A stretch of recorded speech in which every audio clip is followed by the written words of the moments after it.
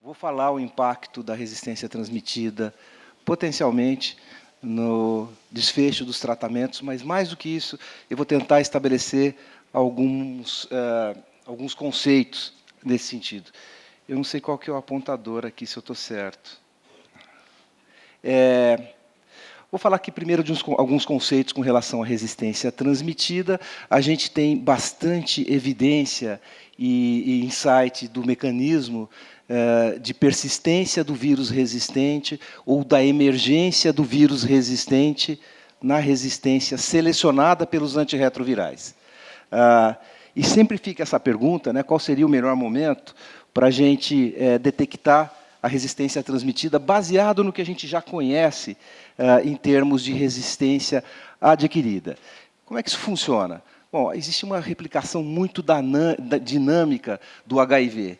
A gente sabe que, no indivíduo sem tratamento, 10 bilhões de vírus são produzidos e eliminados todos os dias. Se a gente faz uma conta levando em consideração ao erro da enzima, da polimerase, da transcriptase reversa, o tamanho do genoma do HIV, que é de 10 mil pares de base, e o índice de replicação, principalmente, 10 bilhões de vírus sendo produzidos, a gente percebe que todas as mutações aparecem todos os dias no genoma do HIV, inclusive as mutações de resistência. Eu coloquei um exemplo aqui.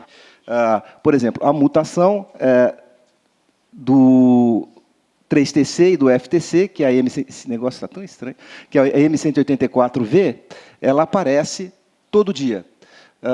Uma célula produz de 5 a 10 mil vírus e uma delas pode produzir essa mutação.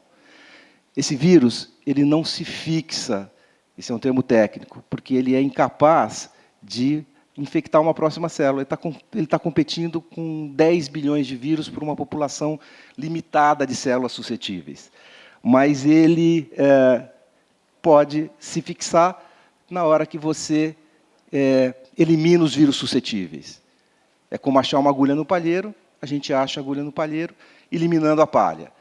Você faz isso, por exemplo, com a monoterapia. Se você usar, nesse paciente, por exemplo, 3TC e FTC, você vai selecionar esse único vírus que apareceu no dia, ele é capaz de infectar a próxima célula suscetível e essa mutação se fixa e se expande, outro termo técnico. Claro que esse vírus ele tem um preço para existir, e esse preço é uma menor capacidade replicativa. Ele tem uma diminuição no fitness dele, a ponto de que, na hora que a gente interrompe o tratamento, nessa competição de linhagens de vírus, vai aparecer de novo o vírus que é sensível ao remédio, que naquele meio ambiente, sem o remedicamento, ele tem mais fitness, mais capacidade de se replicar e de se expandir. Fitness é um conceito relativo. Na presença do remédio, o vírus que tem mais fitness é aquele que tem a mutação de resistência. Agora, existe uma situação em que você não tem a mistura do vírus para o vírus reemergir de acordo com o fitness. E essa situação é na hora que a gente tem a resistência transmitida. Isso aqui é um estudo bastante importante, um dos estudos pivôs, que mostrou que a infecção começa de forma clonal. A gente precisa de muitos vírus para semear uma infecção. Mas, na hora que a gente semeia essa infecção começa em 76% dos casos com uma única cepa viral. E em 24% com poucas cepas virais, de 2 a 5. E o que acontece é que, nesses casos, a mutação de resistência ela vai persistir. Ela não tem como reverter para o vírus selvagem, posto que não existe vírus selvagem. Se você tem uma transmissão de resistência com um vírus que tem a mutação do AZT, T215Y, só esse vírus vai existir. Você não vai voltar ao T. Você pode, do Y, mudar para algumas outras variantes. É isso que mostrou esse estudo. E existem várias evidências de que, na hora que você tem resistência transmitida, essa resistência pode persistir de forma indeterminada. Então, em qualquer momento que a gente faça um teste de resistência, a gente poderia detectar a resistência transmitida nesses indivíduos. Existem algumas exceções. Isso aqui são os resultados da coorte de São Francisco e da nossa coorte lá em São Paulo, de pacientes com vírus resistentes, mostrando que, realmente, os vírus resistentes persistem, e a exceção pode ser justamente a M184V, a mutação do 3TC e do FTC.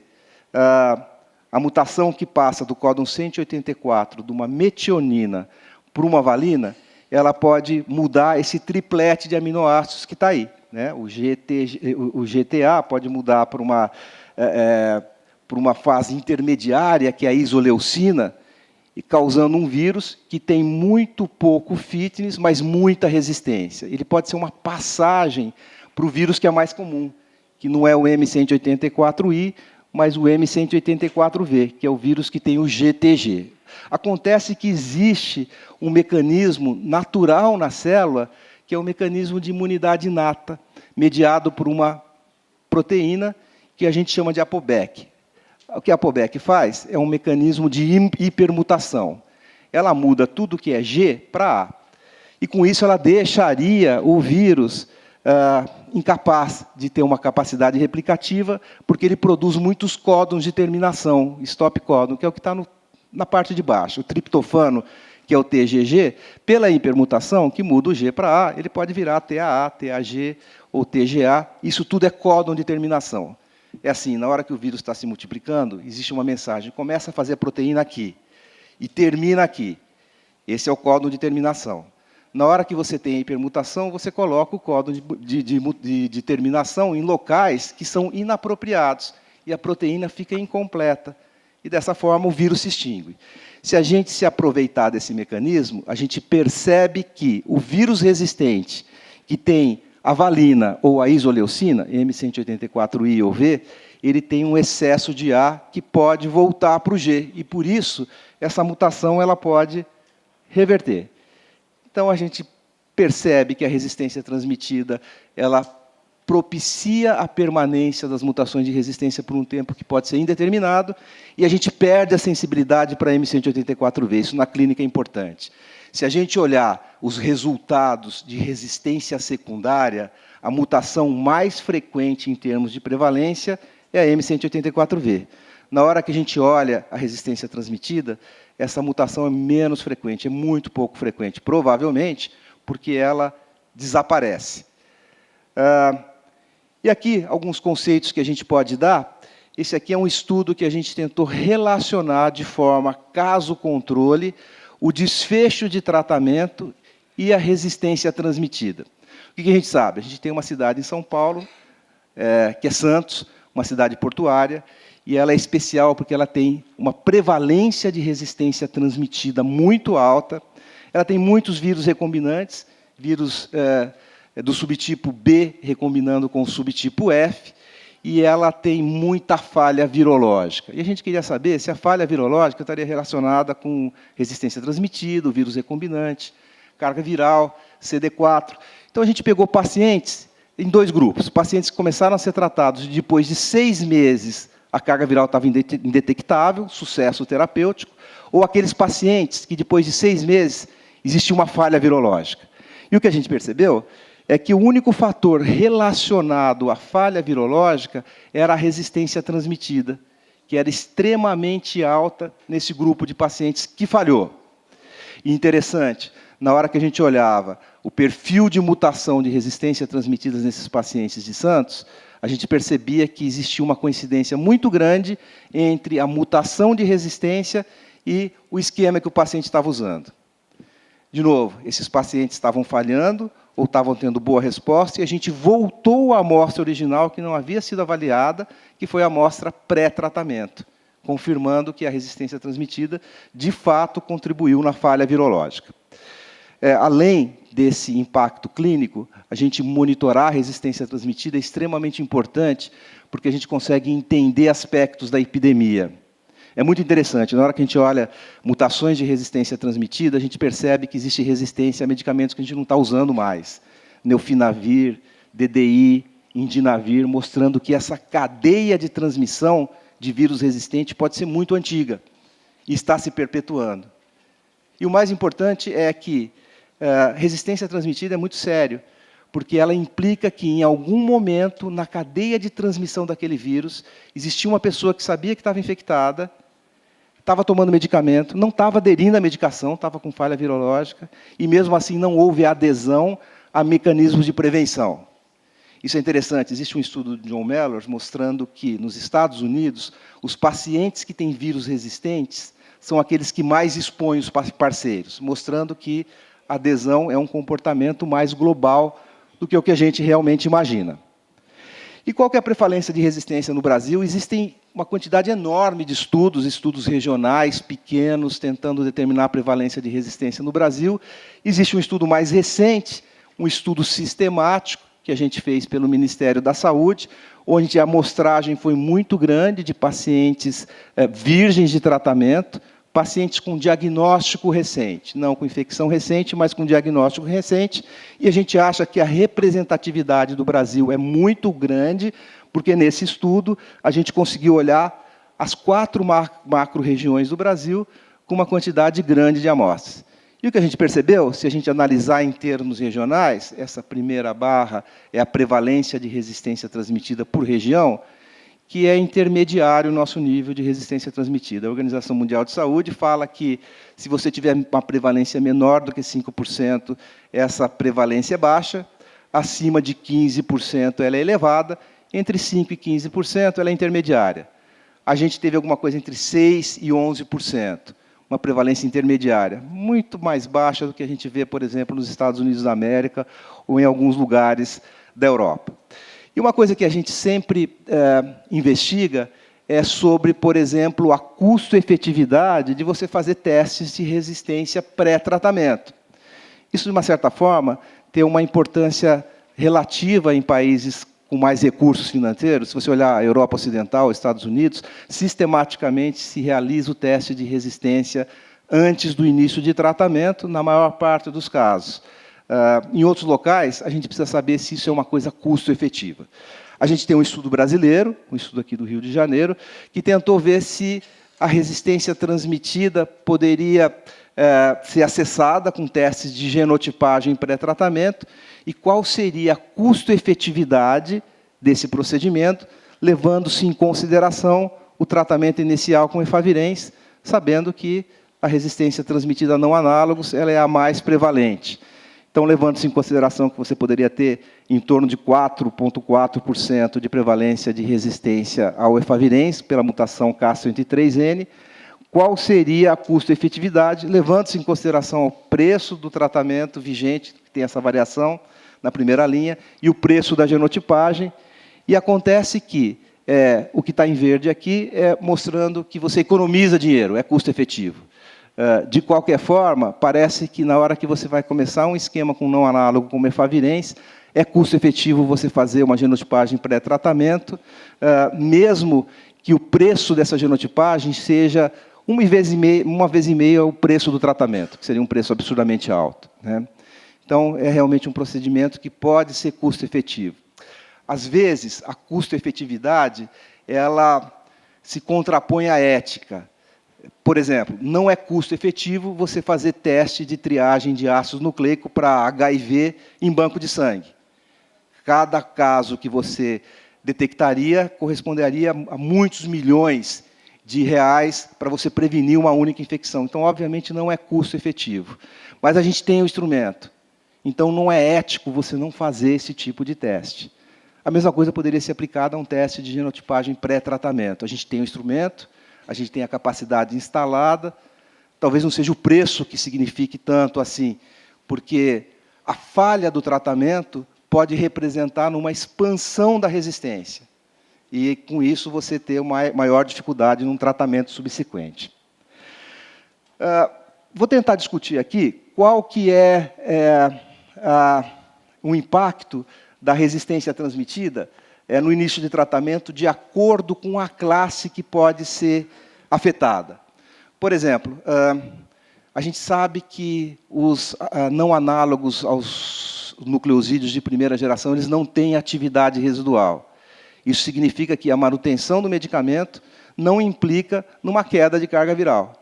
Na hora que você tira esse medicamento, a carga viral também não se altera. Isso é a falta de efeito residual que a gente tem para a nevirapina, para a efavirenz e para alguns outros não análogos.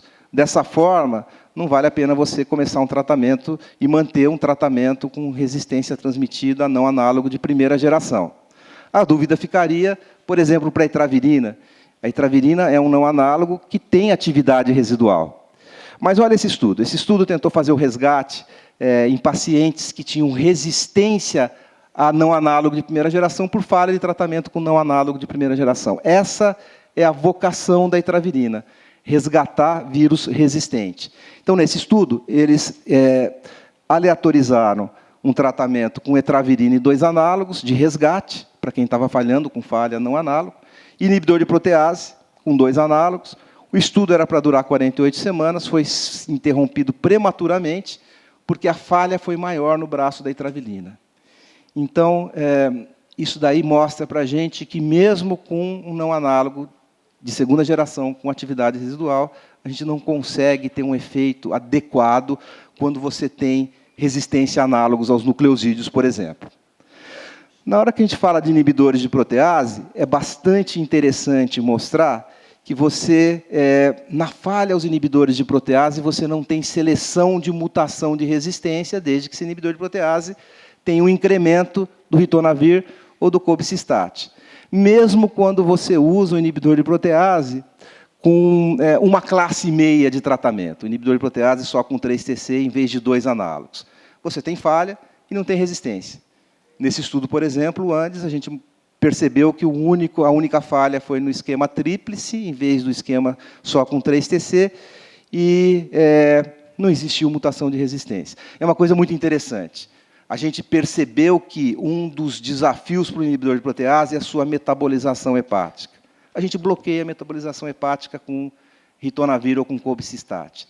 Mas, na hora que esse tratamento é interrompido, o fígado se ativa de forma tão rápida e intensa que ele elimina muito rapidamente o inibidor de protease e não dá tempo de você selecionar mutação de resistência. Você não tem a monoterapia como você teria, por exemplo, na interrupção de um não análogo. Isso seria uma vantagem. Mas acontece que a gente tem um pouquinho de resistência transmitida também aos inibidores de protease. Em nível mundial, sistematicamente, 4% dos pacientes têm mutações na protease como resistência transmitida. A gente tem menos do que isso. Se a gente olhar nessas setas, de acordo com a região, a prevalência é um pouco menor. Mas isso é importante, porque nesses casos você pode ter uma progressão genética e um aumento da resistência na protease. Você não vai ter resistência na protease na hora que você estiver usando o inibidor de protease para tratamento inicial, desde que essa protease seja absolutamente limpa, do subtipo B. Você não vai selecionar mutação de resistência nem na má adesão, nem na interrupção do tratamento. Mas, se você tiver mutação na protease, você pode progredir a seleção de mutações de resistência. Isso é o que acontece muitas vezes. O médico fala, meu paciente começou a tratar com inibidor de protease, você disse que não teria resistência, agora ele tem. Provavelmente ele começou a ter com resistência transmitida, porque quando a gente olha esses casos, aparece a mutação D30N, que é uma mutação do neofinavir, muito antiga, não teria muita relação com isso. E quando a gente fala, então, do início de tratamento com os inibidores de protease, a gente teria essa vantagem de não selecionar mutações de resistência. A resistência transmitida pode não ser específica para o inibidor de protease que a gente está usando. Isso não levaria, teoricamente, a um comprometimento da classe. E a gente teria ainda atividade residual dos IPs com booster e dos análogos aos nucleosídeos.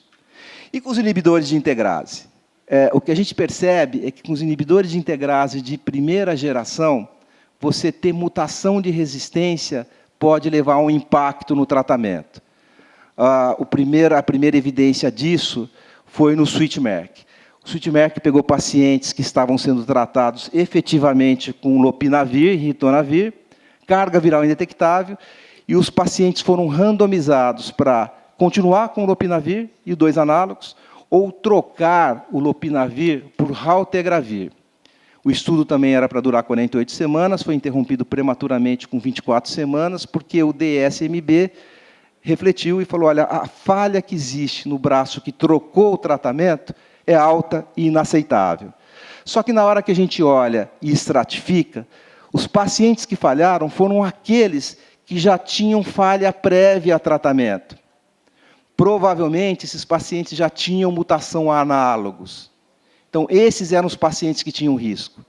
Então, hoje em dia, na hora que você fala em trocar o tratamento de um paciente que tem supressão viral por um inibidor de integrase de primeira geração, a gente tem que levar em consideração se existe mutação pré-existente e se existe também falha ao tratamento, que pode levar, obviamente, à mutação pré-existente. E o que a gente percebe aqui, se a gente olhar direitinho, a gente tem uma prevalência no Brasil, de acordo com as regiões, a mutações de análogos aos nucleosídeos. A gente tem pouca prevalência de K65R, já que a gente usa tenofovir como primeira linha de tratamento. Pouca prevalência de M184V, mas entre as TANs, as mutações aos análogos timidínicos, a gente tem aquele perfil que pode impedir a atividade, de uma forma geral, de qualquer análogo, inclusive do tenofovir, que são as mutações do códon 41 e as mutações do códon 210. A gente tem que levar isso em consideração. Na hora que a gente decidiu colocar o dolutegravir na primeira linha de tratamento no Brasil, foi porque a gente entendeu que o dolutegravir teria uma potência suficiente até para suplantar vírus com mutação de resistência a análogos.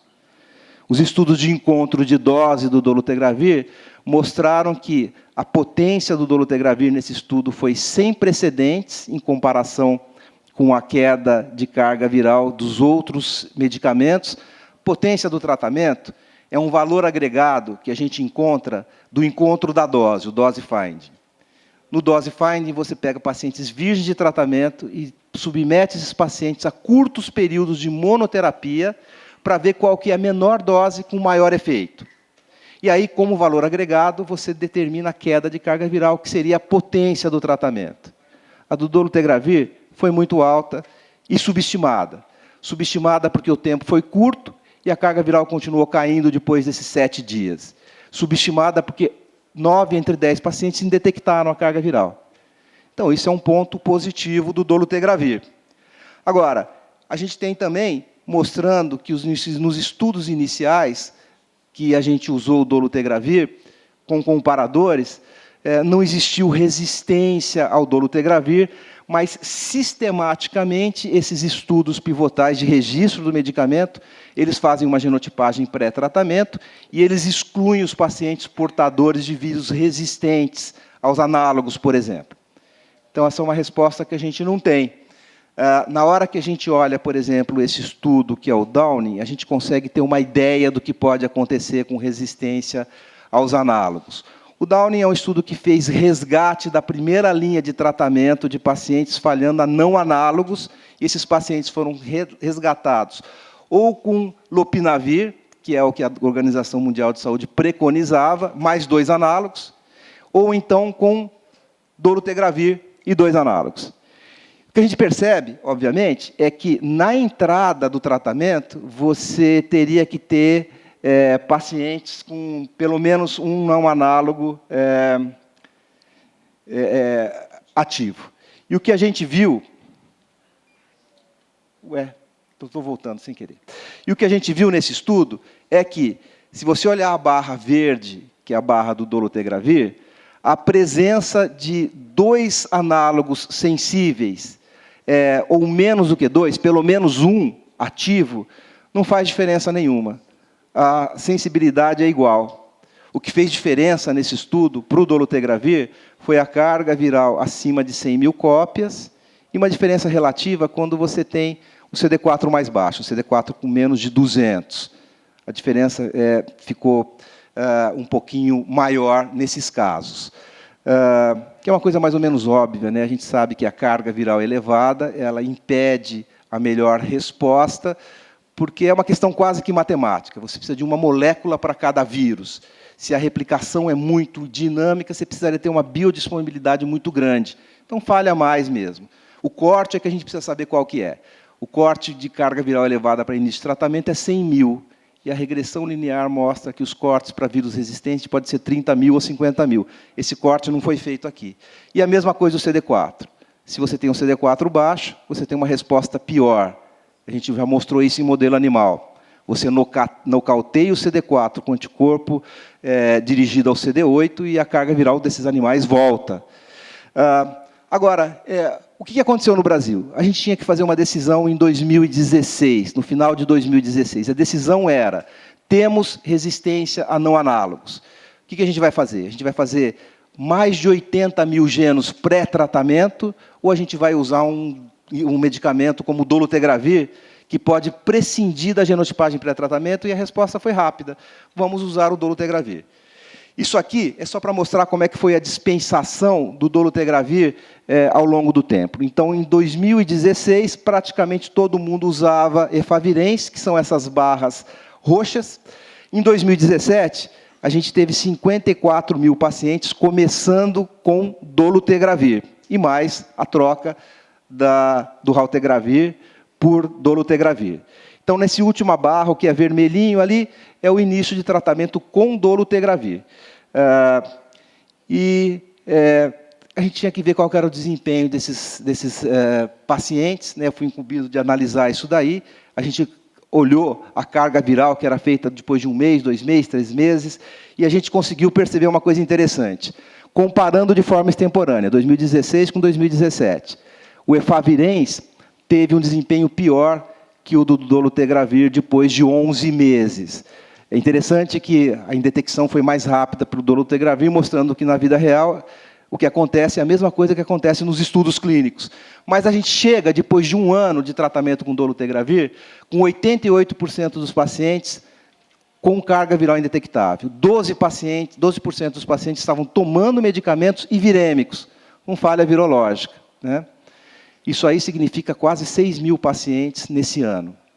Esses pacientes precisariam fazer um teste de genotipagem. Esses testes não foram feitos ainda. Nosso laboratório faz os testes de genotipagem do Brasil inteiro. Mas uma quantidade pequena de pacientes fez o teste, que eu queria mostrar para vocês. São 39 pacientes. Desses 39 pacientes, 38 estavam tomando tenofovir, 1 estava tomando abacavir. O perfil de subtipos é o perfil mais ou menos que a gente tem no Brasil. E o que é importante é que 2 desses pacientes desenvolveram mutações ao dolutegravir, mutações na integrase.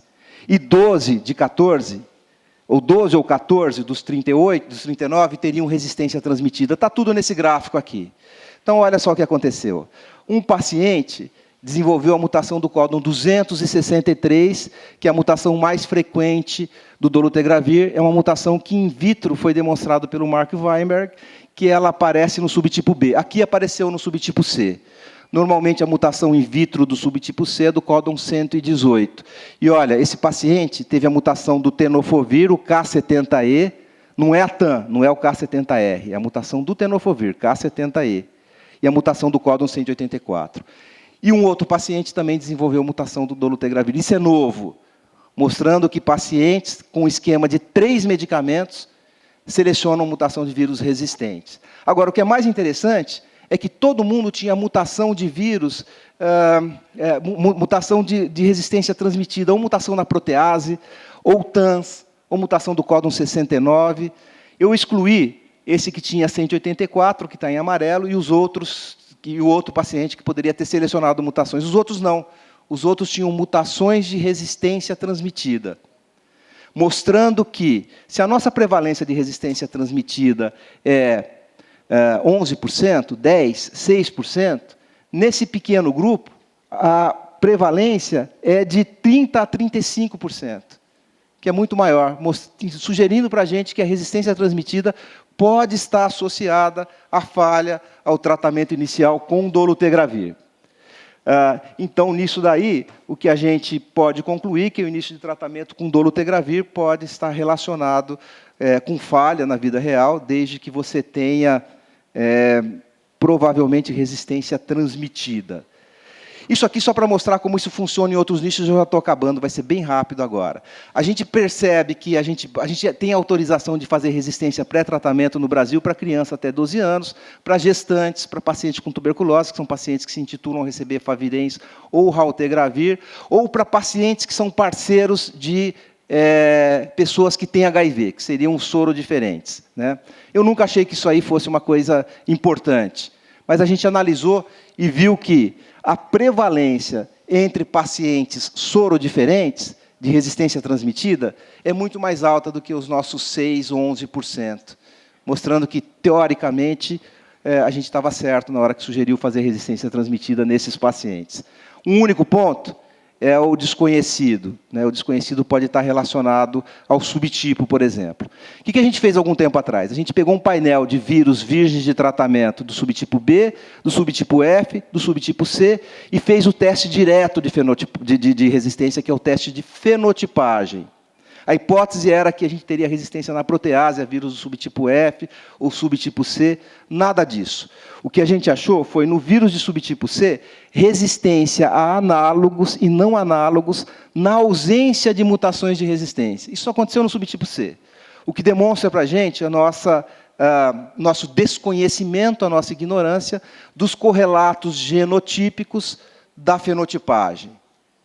Eu agradeço até ao Charles pela dica da gente olhar outras regiões da integrase, naqueles pacientes que estão falhando a integrase, isso seria também parte do nosso desconhecimento.